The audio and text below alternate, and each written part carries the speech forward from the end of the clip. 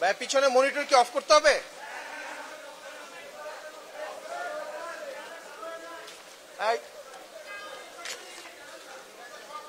আচ্ছা তাহলে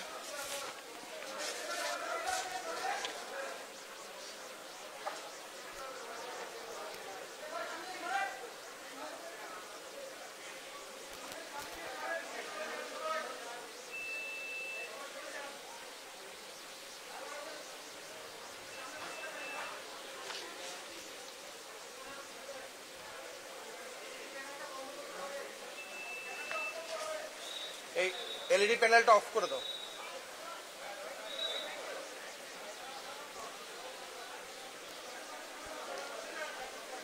স্যার আসবেন না? ইয়া স্যার, সিওর স্যার আসবে?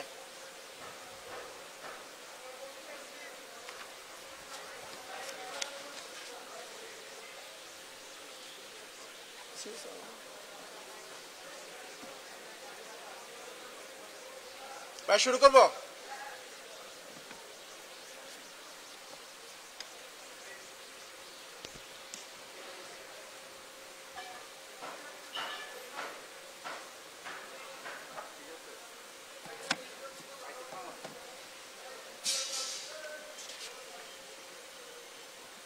ঠিক আছে।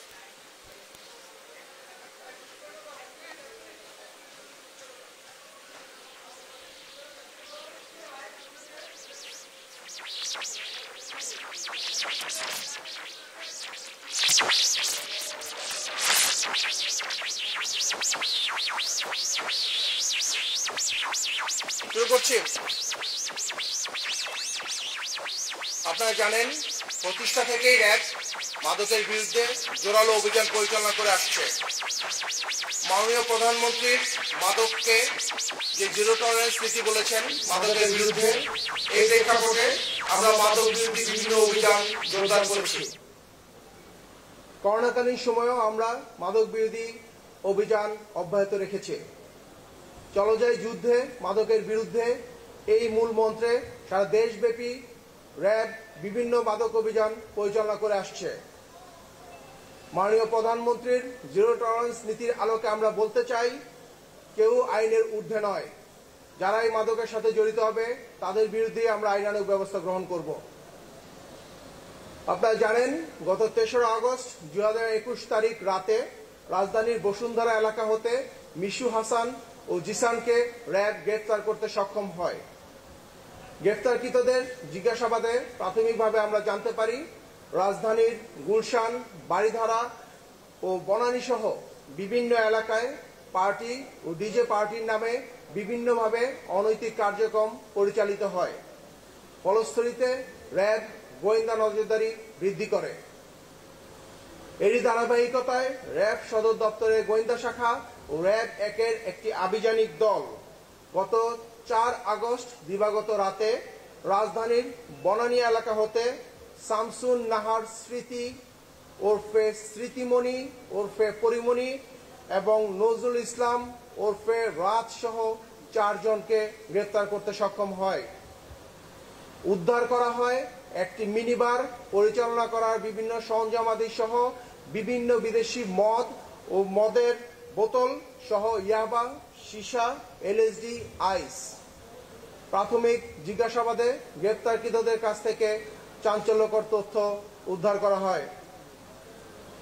গ্রেফতারকৃত শামসুন নাহার স্মৃতি ওরফে স্মৃতিমণি ওরফে পরিমণিকে জিজ্ঞাসাবাদে জানা যায় পিরোজপুরের একটি কলেজ হতে এইচএসসি অধ্যয়নরত অবস্থায় ওনার ঢাকায় আগমন ঘটে। ২০১৪ সালে তিনি প্রথম একটি ছবির মাধ্যমে চিত্রজগতে অন্তর্ভুক্ত হন। তিনি এই পর্যন্ত ৩০টি সিনেমা সহ ৫ থেকে ৬টি টিভিসিতে অংশগ্রহণ করেছেন। পিরোজপুর থেকে ঢাকায় এসে চিত্রজগতে দৃঢ় অবস্থানের পিছনে তিনি জানান নজরুল ইসলাম ওরফে রাজের একটি গুরুত্বপূর্ণ ভূমিকা ছিল। গ্রেফতারকৃত পরিমণি ২০১৬ সাল হতে অ্যালকোহলে আসক্ত হয়ে পড়েন। তার ফ্ল্যাট হতে বিভিন্ন ব্র্যান্ডের বিদেশি মদ উদ্ধার করা হয়। তিনি নিয়মিত অ্যালকোহল সেবন করতেন এবং মাত্রাতিরিক্ত অ্যালকোহল সেবনের চাহিদা মেটানোর জন্য তিনি নিজের ফ্ল্যাটে একটি মিনি বার স্থাপন করেন। এছাড়া তিনি তেনার বারে বিভিন্ন সময় পার্টি সহ বিভিন্ন ডিজে পার্টির আয়োজন করতেন। তার এই মিনি বারে বিভিন্ন সময় নজরুল ইসলাম, রাজ সহ বিভিন্ন ব্যক্তিদের যাতায়াত ছিল। তার এই মিনি বারে অ্যালকোহল সাপ্লাই সহ বিভিন্ন সহযোগিতা করে আসতো নজরুল ইসলাম ওরফে রাজ। গ্রেফতারকৃত নজরুল ইসলাম ওরফে রাজকে জিজ্ঞাসাবাদে জানা যায় সে 1989 সালে খুলনার একটি মাদ্রাসা থেকে দাখিল সম্পন্ন করেন। পরবর্তীতে ঢাকায় গ্র্যাজুয়েশন সম্পন্ন করে বলে তিনি দাবি করেন। অতঃপর সে বিভিন্ন ব্যবসা বাণিজ্য ও ঠিকাদার কার্যক্রম শুরু করেন। পাশাপাশি শোবিজ জগতেও তার অনুপ্রবেশ শুরু হয়। তিনি রাজ মাল্টিমিডিয়া নামে একটি মাল্টিমিডিয়ার স্বত্বাধিকারী। তিনি বিভিন্ন নাটক প্রযোজনা সহ বিভিন্ন শোবিজ অঙ্গনে বিভিন্ন প্রযোজনা করেছেন। ব্যবসায়িক জগৎ ও চিত্র জগৎ এই দুই ক্ষেত্রে সংযোগ থাকায় তিনি ব্যক্তিগত স্বার্থ চরিতার্থে তিনি উদ্দেশ্যপ্রণোদিতভাবে নিজের অবস্থানকে অপব্যবহার করেছেন। গ্রেফতারকৃত মোহাম্মদ নজরুল ইসলাম ওরফে রাজ ইতিপূর্বে গ্রেফতারকৃত মিশু হাসান ও জিসানের সহযোগিতায় 10-12 জনের একটি সিন্ডিকেট গড়ে তুলেছিল।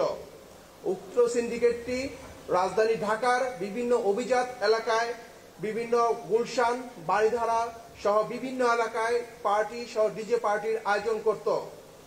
ওই সকল পার্টিতে বিভিন্ন অনৈতিক কার্যক্রম সহ মাদক সেবন সহ বিভিন্ন কার্যক্রম পরিচালিত হতো। উক্ত পার্টিতে অংশগ্রহণকারীদের কাছ থেকে বিভিন্ন পরিমাণে অর্থ সংগ্রহ করা হতো। এরই মাধ্যমে এই সিন্ডিকেটের সদস্যরা বিপুল পরিমাণ অর্থের মালিক হয়ে যায়। তাদের এই প্রতিটি পার্টিতে 15 থেকে 20 জন সদস্য অংশগ্রহণ করত এবং এইসব সিন্ডিকেটে থেকে যাদেরকে তারা বিভিন্ন ব্যক্তিবর্গদের তারা বিদেশে প্লেজার ট্রিপ সহ বিভিন্ন ট্রিপের আয়োজন করত। এই পার্টি আয়োজনের ক্ষেত্রে আগত ব্যক্তিদের চাহিদা ও পছন্দ অনুযায়ী পার্টি সমূহে বিভিন্ন ব্যক্তিবর্গকে পাঠানো হতো। গ্রেফতারকৃত মোহাম্মদ নজরুল ইসলাম ওরফে রাজ এর সিন্ডিকেট সামাজিক যোগাযোগ মাধ্যমের অপব্যবহার করেছে। তাদের সুদূর পরিকল্পনায় অগ্রসর হয়ে এবং নিজেদের বিভিন্ন স্বার্থ চরিতার্থে তারা এই ধরনের কাজ করত বলে জানায়। গ্রেফতারকৃত রাজ মাল্টিমিডিয়ার কার্যালয়টি অনৈতিক কাজে ব্যবহৃত হতো। গ্রেফতারকৃত রাজ জানায় সে এই জাতীয় অবৈধ আয় হতে অর্থের নামে বেনামে বিভিন্ন ব্যবসা আমদানি, ব্রেজার, বালু ভরাট ও ঠিকাদারি ও শোবিজ জগতে বিভিন্নভাবে উনি বিনিয়োগ করেছেন। তিনি বর্ণিত ব্যবসায় কয়েকজন অবৈধ অর্থের যোগানদান সম্পর্কে আমাদেরকে তথ্য দিয়েছেন। গ্রেফতারকৃতদের ব্যবসায়িক কাঠামোতেও অস্বচ্ছতা রয়েছে। গ্রেফতারকৃতদের বিরুদ্ধে আইনানুগ ব্যবস্থা প্রক্রিয়াধীন। ধন্যবাদ।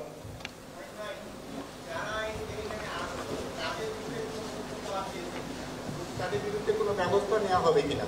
আমি বাদল আরটিভি থেকে। ধন্যবাদ আপনাকে। প্রাথমিক জিজ্ঞাসাবাদে আমরা বেশ কিছু গুরুত্বপূর্ণ তথ্য পেয়েছি। এই সকল পার্টি বা ডিজে পার্টিতে কারা অংশগ্রহণ করতেন এবং কারা বিভিন্নভাবে অনৈতিক কাজে লিপ্ত হতেন এই সংক্রান্ত আমরা বিভিন্ন তথ্য পেয়েছি। এই ধরনের তথ্যগুলো উদ্দেশ্য প্রণোদিত কিনা সেটাও যাচাই বাছাই করা হচ্ছে। যাচাই বাছাই পরবর্তীতে তাদের বিরুদ্ধে প্রয়োজনীয় ব্যবস্থা গ্রহণ করা হবে। আমরা তদন্ত করছি, তদন্তের স্বার্থে এখন আমরা আপনাদেরকে বলছি না।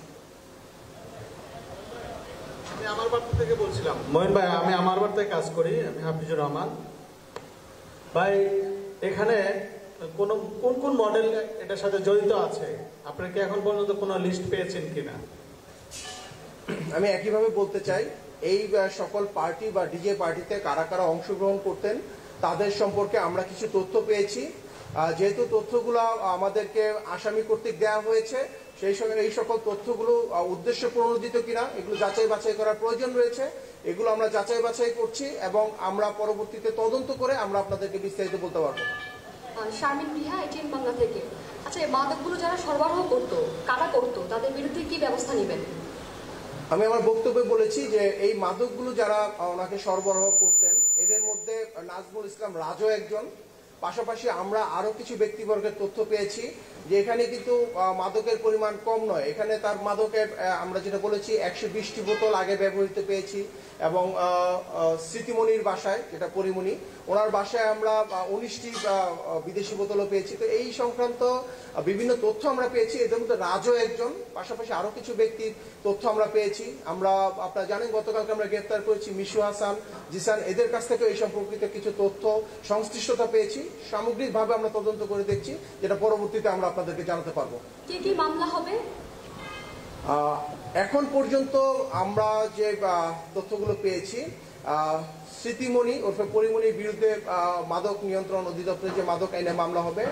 আমরা রাজের বিরুদ্ধে মাদক নিয়ন্ত্রণ আইন, পাশাপাশি আমরা কিছু ডিজিটাল কন্টেইন, যেটা পর্নোগ্রাফি রিলেটেড, পেয়েছি, সেই সম্পর্কিত মামলা প্রক্রিয়া দিয়ে। মঈন ভাই, আমি জয়নাল, আমি আনন্দ টিভিতে কাজ করি। আমার প্রশ্নটি হচ্ছে, রাজ মাল্টিমিডিয়া যেহেতু বিভিন্ন ধরনের অনৈতিক কাজ হতো, সেক্ষেত্রে কি এটি কি সিলগালা করা হবে কিনা?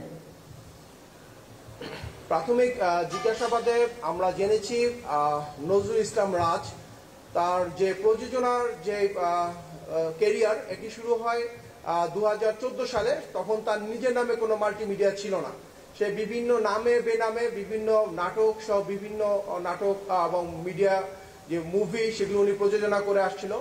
পরবর্তীতে আমরা জেনেছি 2018 সালে তিনি এই রাজ মাল্টিমিডিয়াটি উনি কার্যক্রম শুরু করেন, যার মাধ্যমে তিনি ইতিমধ্যে 2টি সিনেমা প্রযোজনা করছেন। এবং এই রাজ মাল্টিমিডিয়ার যে অফিস আমরা পেয়েছি, সেই অফিসে আমরা নিয়মতান্ত্রিকভাবে গতানুগতিক যে নিয়ম, র্যাব অভিযান পরিচালনা করার ক্ষেত্রে যে র্যাবের একটি গোয়েন্দা দল থাকবে, আভিযানিক দল থাকবে এবং র্যাবের ম্যাজিস্ট্রেট থাকবে, তাদের মাধ্যমে আমরা গতানুগতিকভাবে অভিযান পরিচালনা করেছি। এবং এখন পর্যন্ত আমরা সেই মামলার সাথে এই অভিযানে যে তার অফিস, সেটিও তার সাথে অন্তর্ভুক্ত আছে।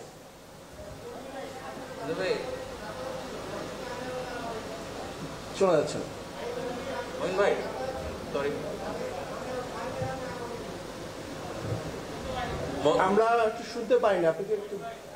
মোহন ভাই, আমার একটা প্রশ্ন ছিল। আমি লিটন হায়দার, আমি বিডি নিউজে আছি। জি ভাই, সরি, আমি একটু জানতে চাচ্ছিলাম, সেটা হচ্ছে যে আপনি বলেছেন যে পরিমণি উনি 2016 সাল থেকে মাদকাসক্ত, মানে মদের প্রতি তার একটা আসক্তি আছে।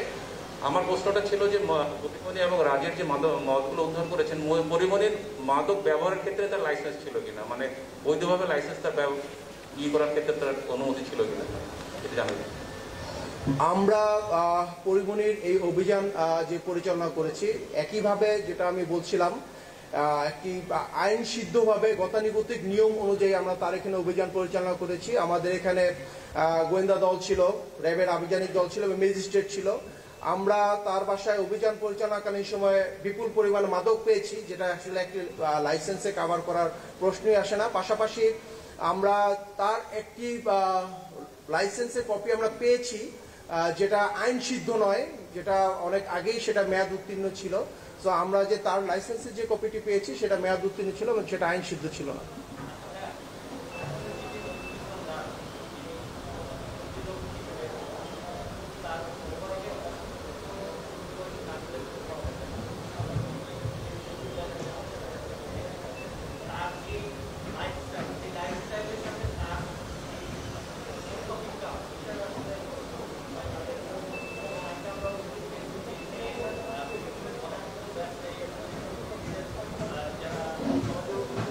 মানুষজন রয়েছে, তাদেরকে টার্গেট করে তাদের কাছে এই ধরনের এই যে উঠতি বয়সী যে নারী আছে, তাদেরকে এভাবে বিভিন্ন কাজে, অনৈতিক কাজে ব্যবহার করতো, এটা আসলে কতটুকু সত্যতা পেয়েছে?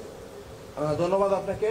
আপনার মতো আমরাও বিভিন্ন সামাজিক যোগাযোগ মাধ্যমে, বিভিন্ন গণমাধ্যমে শুনেছি যার বিভিন্ন অনৈতিক কার্যকলাপের কথা। পাশাপাশি সে ব্যবসার সাথে তার শ্রমিক অঙ্গনকে সে সম্মিলিতভাবে সে বিভিন্ন অনৈতিক কার্যক্রম পরিচালিত করে আসছিল।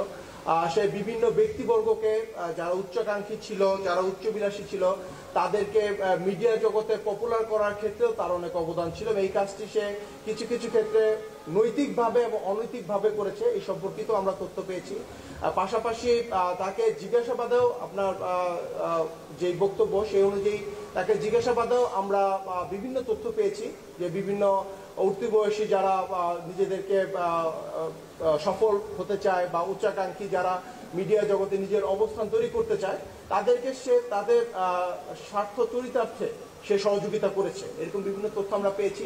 পাশাপাশি আমরা তার কাছ থেকে যে ডিজিটাল কন্টেন্ট জব্দ করেছি সেখানে আমরা যেটা আমরা আপনাকে বলেছি যে তার বিরুদ্ধে আমরা ডিজিটাল পর্নোগ্রাফি অ্যাক্টে তার বিরুদ্ধে মামলা প্রক্রিয়া দিই। বিভিন্ন ধরনের অবৈধ বা অনৈতিক কিছু আমরা ভিডিও বা কিছু কন্টেন্ট পেয়েছি যেটা আমাদের তদন্তের স্বার্থে এখন আমরা আপনাদেরকে বলছি না, বাট তার এই সকল যে কৃতকর্ম বা অনৈতিক কার্যক্রম এগুলোর বিরুদ্ধে আমরা আইনানুগ ব্যবস্থা নিচ্ছি এবং এগুলো সবকিছুই আমরা মামলার আওতায় নিয়ে আসছি। মঈন ভাই, আপনি বলেছেন যে জিসান, নজরুল, মিশুর নেতৃত্বে 10 থেকে 12 জন একটি সিন্ডিকেট তৈরি করেছে যারা হচ্ছে রাজধানীর আবিজিত এলাকায় পার্টি করে, এখানে বিভিন্ন জনকে নিয়ে যাওয়া হয়, এটার মাধ্যমে অর্থ উপার্জন হয়। এই পার্টির যেই নারীরা থাকে তাদের মধ্যে পরিমণি, পিয়াসা এবং মোয়াত থাকে কিনা এই সিন্ডিকেটের সেই সব পার্টিতে? আমরা তাদেরকে যেটা বলতে চেয়েছি সেটা হচ্ছে যে আমরা অনেকের প্রশ্ন থাকতে পারে যে আমরা এখানে কেন অভিযান চালালাম। আমাদের মেইন সূত্রটি ছিল আমরা গত 3রা আগস্ট যে জিসান এবং মিশু হাসানকে গ্রেপ্তার করেছি তাদের কাছ থেকে সুনির্দিষ্ট অভিযোগ এলাকার কিছু সুনির্দিষ্ট বারের সন্ধান পেয়েছি, কিছু ফ্ল্যাটের সন্ধান পেয়েছি যেখানে অবৈধ ভাবে মিনি বারের মাধ্যমে অবৈধ কার্যক্রম পরিচালনা করে আসছিল, মাদক নেওয়া হচ্ছিল এবং বিভিন্নভাবে ডিজে সহ বিভিন্ন পার্টির আয়োজন করা হচ্ছিল। এর মধ্যে আমরা এই সূত্র ধরেই আমরা এই অভিযান পরিচালনা করেছি। পাশাপাশি আমরা আরো কিছু যে বার বা কিছু ফ্ল্যাটের সন্ধান আমরাও পেয়েছি, সেগুলো তথ্যগুলো আমরা যাচাই বাছাই করছি এবং সেগুলো তথ্য অনেক ক্ষেত্রেই উদ্দেশ্য প্রণোদিত হয়ে থাকতে পারে। আমরা এই তথ্যগুলো যাচাই বাছাই করে পরবর্তীতে আমরা অভিযান পরিচালনা করব।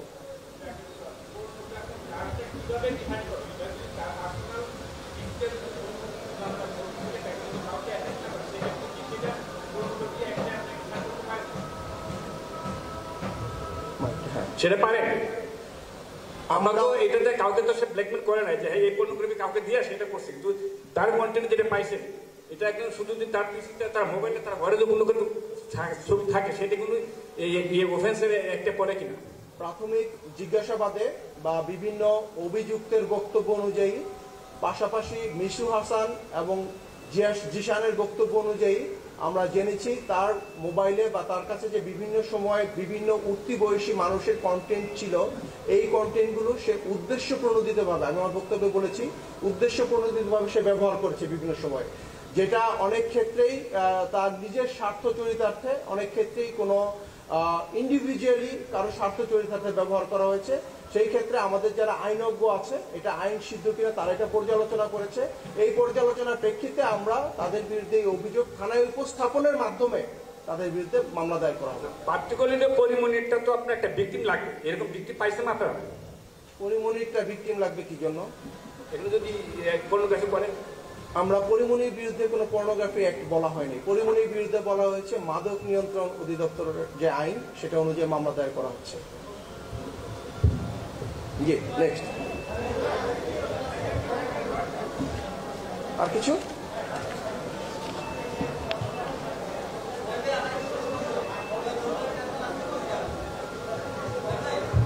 মহিন ভাই, এই যে রাজের বিষয়টা একটু ক্লিয়ার হওয়ার জন্য আমার একটা প্রশ্ন। আপনি বলেছেন যে উদ্দেশ্য প্রণোদিতভাবে সে পর্নোগ্রাফি কন্টেন্ট গুলো তৈরি করতো, এটা কি কন্টেন্ট তৈরি করতো কি বলেছি না? আচ্ছা, তার পিসিতে পাওয়া গেছে, এগুলো কি তার বাণিজ্যিক উদ্দেশ্য ছিল না ব্ল্যাকমেইলিং ছিল? সেটাই আমরা বলেছি যে প্রাথমিকভাবে আমরা জিজ্ঞাসাবাদে তার যে বিভিন্ন বক্তব্য আমরা পেয়েছি, সেটি সে যেগুলো বলেছে তার বক্তব্যের সাথে যারা ভুক্তভোগী তাদের বক্তব্য যাচাই বাছাই করা হচ্ছে।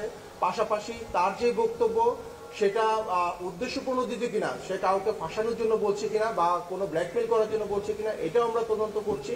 এই তদন্ত করার পরে সার্বিকভাবে আমরা আপনাদেরকে বিস্তারিত বলতে পারবো এবং সার্বিকভাবে প্রমাণ হওয়ার পরেই তার বিরুদ্ধে আমরা মামলা রুজু করবো। মঈন ভাই, আমি সাদ্দাম হুসাইন। পরিমণির বাসায় যে মাদক দ্রব্যগুলি পাওয়া গেছে এতে মনে হচ্ছে তার বাসাও একটা মিনি বার হিসাবে ইউজ হতো। এক্ষেত্রে আপনারা গতকাল থেকে এখন পর্যন্ত যে প্রাথমিক জিজ্ঞাসাবাদ করেছে সেখানে কি পরিমণি আপনাদের কাছে এটা স্বীকার করেছে কিনা যে বিভিন্ন সময় তার বাসায় এই ধরনের মাদকের পার্টি হতো কিনা? আমি আপনাদেরকে বলেছি, আমার বক্তব্যেই বলেছি যে আমরা তার বাসায় যে একটি মিনি বার পেয়েছি যেটা আইন সিদ্ধ নয়, কারো ব্যক্তিগত বাসায় একটি মিনি বার থাকতে পারে না, তার এই যে তার বাসায় যে মিনি বার থাকাটা এটা আইন সিদ্ধ নয়। পাশাপাশি উনি আমাদেরকে প্রাথমিক জিজ্ঞাসাবাদে বলেছেন যে উনি অনেক ক্ষেত্রেই, যেহেতু উনি একটু অতিমাত্রায় মাদকাসক্ত মাঝে মাঝে ছিলেন, অনেক ক্ষেত্রেই অতিমাত্রায় অ্যালকোহল গ্রহণ করতেন, এই জন্য উনি ওনার প্রাথমিক জিজ্ঞাসাবাদে বলেছেন যে উনি তার বাসার ফ্ল্যাটে এই ধরনের বার উনি মেনটেন করে গিয়েছেন। পাশাপাশি আমরা রাজের বক্তব্যে আমরা জেনেছি যে বিভিন্ন সময় এই বারে তারা ডিজে পার্টি সহ বিভিন্ন পার্টির আয়োজন করতো, যেখানে রাত সহ তাদের বিভিন্ন লোকজন এই বারগুলোতে উপস্থিত থাকতেন। মঈন ভাই, আসসালামু আলাইকুম। মঈন ভাই, একটা প্রশ্ন আছে। আমি মাসুদ রাহান পলাশ। গতকালকে যখন দেখলাম যে পরিমণি ফেসবুক লাইভে আসলেন, এসে তিনি জানালেন যে তার বাড়িতে কারা যেন আসছে, তাকে হত্যা করতে আসছে। ঠিক এরকম একটা পরিস্থিতিতে তিনি ফেসবুক লাইভে বললেন যে আইন শৃঙ্খলা বাহিনী যদি এসে থাকে তারা কেন পরিচয় দিচ্ছে না। তারপরে বললো যে সাদা কালো পোশাকে আসছে, এসে তাকে মানে তার আসলে ডাকাত শব্দটাও সে উচ্চারণ করছে। তো এরকম একটা সরকারি বাহিনীকে নিয়ে ফেসবুকের মতো একটা জায়গায় অপপ্রচার এবং সরকারি কাজে বাধা দান, এই ব্যাপারে আপনাদের কোনো বক্তব্য বা তার বিরুদ্ধে আসলে কোনো ব্যবস্থা নেওয়ার সুযোগ আছে কিনা?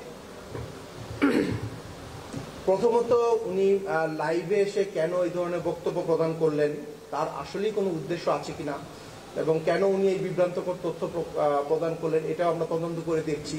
কারণ র্যাব যখন অভিযান পরিচালনা করে গতানুগতিকভাবে র্যাবের গোয়েন্দা শাখা থাকে, র্যাবের আভিযানিক দল থাকে এবং র্যাবের ম্যাজিস্ট্রেট ছিল, এবং আপনারাও গণমাধ্যমের মাধ্যমে দেখেছেন যে এখানে র্যাবের ইউনিফর্ম পরা লোক ছিলেন, গোয়েন্দা শাখার লোক ছিলেন, সবাই ছিলেন। তো প্রাথমিকভাবে আমরা মনে করি যেহেতু উনি সংক্ষুব্ধ ছিলেন, উনি ভীত সংস্তপ্ত ছিলেন, এই ক্ষেত্রে হয়তো উনি বিভিন্ন কথা বলে থাকতে পারেন, যেটা আমরা যাচাই বাছাই করছি এবং এইটা তদন্ত সাপেক্ষে আমরা প্রয়োজনীয় ব্যবস্থা গ্রহণ করব। ভাই, আমি একটা প্রশ্ন করতে চাচ্ছি। মহিন ভাই, যে পরিমণি নেতৃত্বাধীন এই চক্রের হাতে এখন পর্যন্ত কতগুলো মানুষ ভিকটিম হয়েছেন বা ব্ল্যাকমেলিং এর শিকার হয়েছে? আমি যেটা আপনাদেরকে বক্তব্য বলেছি যে পরিমণির চক্র বলিনি, আমরা বলেছি নজরুল ইসলাম, রাজ, তারপরে জিসান, মিশু, এই একটি সংঘবদ্ধ চক্র ছিল যারা বিভিন্ন সময় এই ধরনের অপকর্ম করত, পার্টির নামে বা বিভিন্ন ডিজে পার্টির মাধ্যমে অনৈতিক কার্যকলাপ করত। এই চক্রে আমি বলেছি যে অলরেডি 10 থেকে 12 জন রয়েছে, যে চক্রকে আমরা বিভিন্নভাবে তাদেরকে গোয়েন্দা জালে আটকে তাদেরকে গ্রেফতারের চেষ্টা করছি।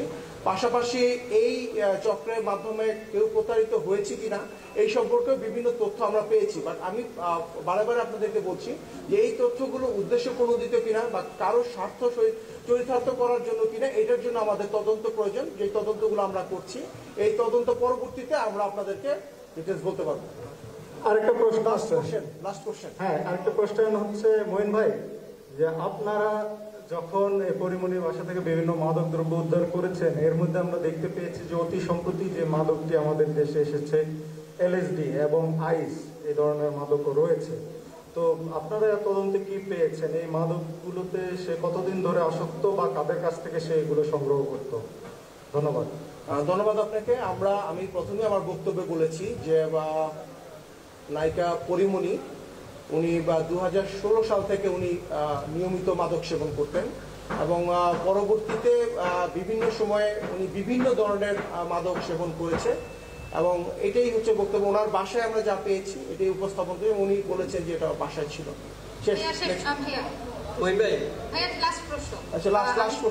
আমি রাহা, গ্লোবাল টেলিভিশন থেকে। আপনি বলছিলেন যে পরিমণির এবং রাজে তারা যে মাদক পেয়েছেন এবং যে পার্টির আয়োজন করত সেটার ফান্ডিং কারা করতো, এরকম কোনো তথ্য আপনারা পেয়েছেন কিনা? আমি আপনাকে বলেছি যে এই সকল যে পার্টি আয়োজন করা হতো, এই সকল পার্টি থেকে বিপুল পরিমাণ অর্থ তারা উপার্জন করত। রাজ সহ যে সিন্ডিকেটকে আমরা বলেছি, জিসান, মিশু, হাসান, এই চক্রটি বিপুল পরিমাণ অর্থ তারা সংগ্রহ করতো এবং যেটা পরবর্তীতে তারা বিভিন্ন ব্যবসার কাজে ব্যবহৃত করত। এই চক্রের যারা বিভিন্নভাবে তাদেরকে অর্থ দিয়েছে, আমি সেটাও বলেছি যে তারা বলেছে যে তারা কাদের কাছ থেকে অর্থ নিত এবং কারা এখানে সংশ্লিষ্ট ছিল। এই সংক্রান্ত তথ্য আমরা পর্যালোচনা করছি, পরবর্তীতে আমরা আপনাদেরকে বলবো। ধন্যবাদ।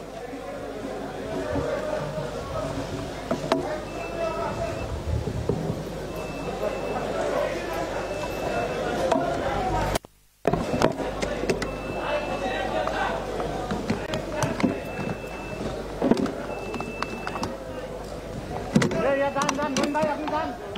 মোহন ভাই যান।